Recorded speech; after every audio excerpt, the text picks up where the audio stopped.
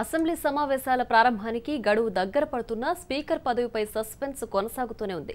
Speaker పదవి కోసం పలువురు మాజీ మంత్రుల పేర్లు పరిశీలనలో ఉన్నాయి. మాజీ డిప్యూటీ స్పీకర్ పద్మా దేవేందర్ రెడ్డిను సైతం పరిశీలిస్తున్నారు. కానీ ఇప్పటికే పలువురు మాజీ మంత్రుల పేర్లు కూడా పరిశీలిస్తున్నట్లు తెలుస్తోంది. తెలంగాణలో అసెంబ్లీ స్పీకర్ ఎంపికపై ముఖ్యమంత్రి కేసీఆర్ త్వరలో ఓ నిర్ణయం తీసుకోనున్నారు.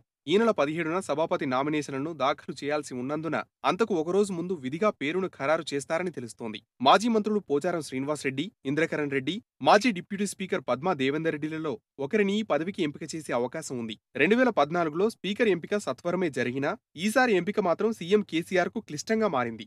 మాజీ మంత్రులు ఇంద్రకరణ్ రెడ్డి, పోచారం, ఈటల రాజేందర్, మాజీ చీఫ్ విప్ కొప్పుల ఈశ్వర్, రెడ్యానాయక్, పద్మా దేవేందర్ రెడ్డిల పేర్లను కేసీఆర్ పరిశీలిస్తున్నట్లు తెలుస్తోంది.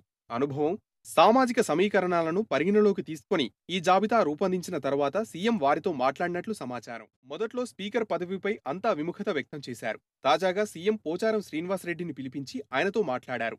ఆరోగ్యపరమైన సమస్యలను, సభాపతిగా పోటీ వల్ల ఓటమి భయాన్ని ఆయన వ్యక్తం చేయగా సీఎం భరోసా ఇచ్చినట్లు తెలిసింది. మరోవైపు ఇంద్రకరణ్ రెడ్డితోనూ మాట్లాడారు. ఎంపీగా, ఎమ్మెల్యేగా, మంత్రిగా పనిచేసిన అనుభవం ఆయనకు ఉంది. గతంలో దేవాదాయ శాఖ మంత్రులు ఓడిపోతారనే ఆనవాయితీ ఉండేదని, దేవాదాయ శాఖ మంత్రిగా పోటీ చేసి గెలిచిన విషయాన్ని కేసీఆర్ గుర్తు చేశారు. స్పీకర్గా పనిచేయడం వల్ల ఓటమి భయం ఉండదని సీఎం చెప్పినట్లు తెలిసింది. పద్మా దేవేందర్ రెడ్డితోనూ ఆయన చర్చించారు. అన్ని అంశాలను పరిశీలించిన అనంతరం త్వరలో స్పీకర్ పేరును ప్రకటించే అవకాశం ఉంది. స్పీకర్ ఎంపికకు అనుగుణంగా మరో సామాజిక వర్గానికి చెందిన ఎమ్మెల్యేను డిప్యూటీ స్పీకర్గా ఎంపిక చేస్తారు. దీనికి అనుగుణంగా మంత్రివర్గ కూర్పు ఉండనుంది.